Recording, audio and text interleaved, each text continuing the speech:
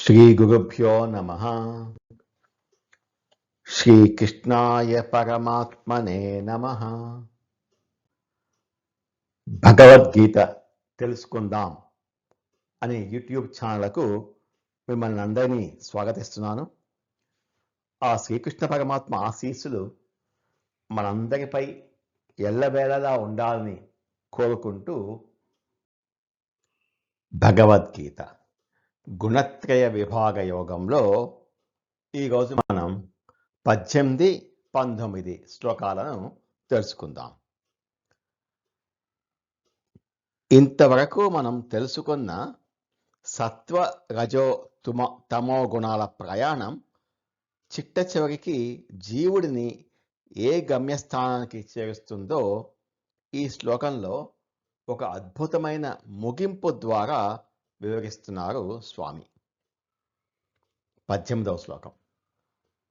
ఊర్ధ్వం గచ్చంతి సత్వస్థాః మధ్యే తిష్టంతి రాజసాః జఘన్యగుణవృత్తిస్థాః అధో గచ్చంతి తామసాః. మనం బతికి ఉన్నప్పుడు మనం ఎంచుకునే గుణాన్ని బట్టే, అంటే మనం ఏ గుణంతో బతుకుతామో చనిపోయిన తర్వాత ప్రకృతి మనకు దానికి అనుగుణంగా తర్వాత జన్మకు టికెట్ ఇస్తుంది. ఊర్ధ్వం గచ్చంతి సత్వస్థాః. సత్వగుణ ప్రధానులు ఊర్ధ్వలోకాలను పొందుతారు. జీవితాంతం ధర్మబద్ధంగా ప్రశాంతంగా ఇతరులకు సాయం చేస్తూ సత్వగుణ ప్రధానంగా ఉన్నవారు ఊర్ధ్వలోకాలకు వెళతారు. వారి చైతన్యం ఉన్నతమైంది కాబట్టి వారు భూమి కంటే ఉన్నతమైన స్వర్గాది లోకాలకు వెళ్ళి అక్కడ ఎంతో కాలం పుణ్య ఫలాలను అనుభవిస్తారు. మధ్యే తిష్టంతి రాజసాః. రజోగుణ ప్రధానులు మధ్యలోకమున, అంటే మానవలోకమున ఉంటారు లేక జన్మిస్తారు. కోరికలు తీర్చుకోవడమే ప్రధానంగా సమాజం పట్ల కానీ భగవంతుని పట్ల కానీ ఎటువంటి స్పృహ లేకుండా స్వార్థంతో జీవించేవారు రజోగుణ ప్రధానులు. కోరికలు తీర్చుకోవటానికి మనుష్య జన్మ ఒకటే సరైంది కాబట్టి వారు తమ కర్మలను అనుభవించటానికి పదే పదే భూలోకంలో మనుషులుగా పుడుతూనే ఉంటారు. జనన మరణ చక్రంలో చిక్కుకుపోతారు. జఘన్య గుణవృత్తిస్థాః అధః గచ్చంతి తామసాః. తమోగుణ ప్రధానులు అధోగతులను, అంటే పశు పక్షి కీటకాది జన్మలను లేక నరకమును పొందుతారు. ఇక్కడ స్వామి తమోగుణాన్ని జగన్య గుణము, అంటే అత్యంత నీచమైన గుణము అని చాలా కఠినంగా చెప్పారు. అజ్ఞానంతో బద్ధకంతో పాపపు పనులు చేస్తూ బతికేవారు అధోగతికి పడిపోతారు. అధోలోకాలు అంటే నరకలోకాలు లేదా ఆలోచించే బుద్ధి అవసరం లేనటువంటి పశువులు, పక్షులు, చెట్లు, క్రిమికీటకాల జన్మలు. వారు చేసిన పాపాలకు వారు అజ్ఞానమనే ఆ కట్టిక చీకటిలో శిక్షలు అనుభవించక తప్పదు. దీన్ని బట్టి మనకు అర్థమైంది ఏంటంటే, మనం బతికి ఉన్నప్పుడు ఏ గుణాలను ప్రధానంగా ఎంచుకొని బతుకుతామో దాన్ని బట్టి తర్వాత జన్మ ఊర్ధ్వలోకాలక లేక అధోలోకాలక అన్నది నిర్ణయించబడుతుంది. ఊర్ధ్వలోకాలు బహుమతి అనుకోవచ్చు, అధోలోకాలు శిక్ష అనుకోవచ్చు. దీన్ని బట్టి మనందరం కూడా సత్వగుణం ప్రధానంగా బతుకుతాం. ఇంతటితో ఈ 3 గుణాల గురించి, వాటి లక్షణాల గురించి పరమాత్మ వివరించడం పూర్తయింది. ఊర్ధ్వం గచ్చంతి సత్వస్థాః మధ్యే తిష్టంతి రాజసాః జఘన్యగుణవృత్తిస్థాః అధో గచ్చంతి తామసాః. సత్వగుణం ప్రధానంగా స్థిరపడిన వారు మరణానంతరం ఊర్ధ్వలోకాలను పొందుతారు. రజోగుణం ప్రధానంగా స్థిరపడిన వారు మరణానంతరం మధ్యలోకంలో అంటే భూలోకంలో మనుషులుగా జన్మిస్తారు. అత్యంత నీచమైన తమోగుణంలో ఉన్నవారు అధోలోకాలకు పడిపోతారు అని అంటున్నారు శ్రీకృష్ణ పరమాత్మ. 19వ శ్లోకం. ఈ 3 గుణాల వల నుండి బయటపడి గుణాతీతుడు ఎలా అవ్వాలో, ఈ జనన మరణాల చక్రం నుండి శాశ్వతంగా బయటపడి భగవంతుడి దగ్గరకు ఎలా వెళ్ళాలో, స్వర్గం నరకం ఈ రెండూ వద్దు అని అనుకునే సాధకుల కోసం ముక్తికి మార్గాన్ని ఈ 19వ శ్లోకంలో వివరిస్తున్నారు.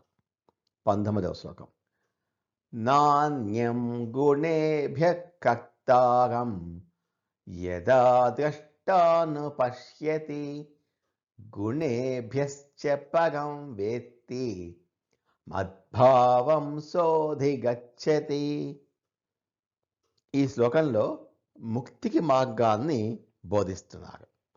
న అన్యం గుణేభ్యః కర్తారం. ఈ కర్మలు గుణాలు తప్ప ఇంకెవరూ చేయటం లేదు. మనం కోపంలో ఉన్నప్పుడు లేదా ఏదైనా గొప్ప పని చేసినప్పుడు నేను చేశాను అని అహంకారంతో పలుకుతాం. కానీ నిజానికి అక్కడ పనులు చేస్తోంది ఎవరు? మనలో ఉన్న రజోగుణమో సత్వగుణమో కదా. శరీరంలో పనులు చేయించేది, మనసులో ఆలోచనలు పుట్టించేది, ఇంద్రియాలను ఉద్రేకపరిచేది ఈ 3 గుణాలే తప్ప లోపల ఉన్న ఆత్మ ఏ పని చేయటం లేదు అని న అన్యం కర్తారం తెలుసుకోవడమే జ్ఞానం యొక్క మొదటి మెట్టు. యదా ద్రష్టాను పశ్యతి. సాక్షిగా చూసినప్పుడు ద్రష్ట అంటే కేవలం చూసేవాడు, అబ్జర్వర్ లేకపోతే విట్నెస్. జ్ఞాని అయిన వాడు తనను తాను ఒక సాక్షిలా మాత్రమే చూసుకుంటాడు. నా శరీరంలో గుణాలు మారుతున్నాయి, నాకు కోపం వస్తోంది, నాకు ఆకలి వేస్తోంది అని తన దేహాన్ని, మనసును తానే ఒక మూడవ వ్యక్తిలాగా గమనిస్తాడు. ఆ కర్మలను తన ఆత్మకు అంటించుకోడు. గుణేభ్యః చ పరం వేత్తి మద్భావం సహ అధిగచ్చతి. గుణాలకు అతీతమైన నన్ను తెలుసుకుంటే నా స్వరూపాన్ని పొందుతాడు. ఈ 3 గుణాలకు అతీతమైన వాడు అంటే ప్రకృతికి పైన ఉన్నవాడు ఆ పరమాత్మ ఒక్కడే. ఎప్పుడైతే మనిషి నా పనులన్నీ గుణాలు చేస్తున్నాయి, నా లోపల ఉన్న నిజమైన నేను ఆ పరమాత్మ అంశను అని గ్రహిస్తాడో అప్పుడు అతని అహంకారం నశిస్తుంది.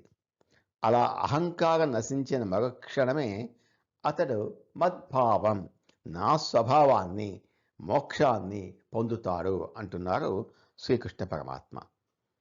సాక్షీభావాన్ని వివరించటానికి ఇంతకుముందు మనం చెప్పుకున్న సినిమా స్క్రీన్ ఉదాహరణ ఇంకొకసారి చూద్దాం. మనం సినిమా చూస్తున్నప్పుడు స్క్రీన్ మీద హీరో విలన్లను కొడతాడు, హీరోయిన్ ఏడుస్తుంది, బాంబులు పేలుతాయి, మంటలు వస్తాయి, వర్షం పడుతోంది, ఇలా ఎన్నెన్నో జరుగుతూ ఉంటుంది. మనం ఆ సినిమా చూస్తూ నవ్వుతాము, ఏడుస్తాము, అంటే ఎమోషనల్ అవుతాం. కానీ నిజానికి ఆ స్క్రీన్ మీద జరుగుతున్నది అంతా కేవలం లైట్ అండ్ షాడో మాత్రమే, ప్రొజెక్టర్కి వెలుగు మాత్రమే. అక్కడ ఎవరూ ఉండరు. సినిమా అయిపోగానే స్క్రీను ఎప్పటిలాగే స్వచ్ఛంగా ఉంటుంది. అలాగే ఈ దేహమనే స్క్రీన్ మీద సత్వ రజో తమో గుణాలు అనే ఆట ఆడుతున్నాయి. లోపల ఉన్న ఆత్మ ప్రేక్షకుడిలాగా కేవలం వాటిని చూసే సాక్షి మాత్రమే. ఆ గుణాల పాపపుణ్యాలు ఆత్మకు అంటవు అని తెలుసుకోవడమే నిజమైన ముక్తి. పనులు చేసేది గుణాలే అని తెలుసుకొని, నేను ఆత్మను, నేను ఈ దేహాన్ని కాను అని నిరంతరం I am not this body, I am not this mind అని స్మరించేవాడే ఈ సంసార బంధం నుండి విముక్తి పొందుతాడు. నాణ్యం గుణేభ్యః కర్తారం యదా ద్రష్టానుపశ్యతి గుణేభ్యశ్చ పరం వేత్తి మద్భావం సోధిగచ్చతి. ఎప్పుడైతే మనిషి ఈ పనులన్నీ కేవలం ప్రకృతి అంటే సత్వ రజో తమో గుణాలు చేస్తున్నాయి అని తాను అంటే ఆత్మ కేవలం చూస్తున్న ఒక సాక్షిని మాత్రమే అని గుర్తిస్తాడో, మరియు ఆ 3 గుణాలకు అతీతంగా ఉన్న ఆ పరమాత్మ తత్వాన్ని తెలుసుకుంటాడో, అప్పుడు అతడు నా దివ్యమైన స్వభావాన్ని, మోక్షాన్ని పొందుతాడు అని అంటున్నారు శ్రీకృష్ణ పరమాత్మ. నమో భగవతే వాసుదేవాయ. ఏతత్ ఫలం శ్రీకృష్ణార్పణమస్తు. స్వస్తి.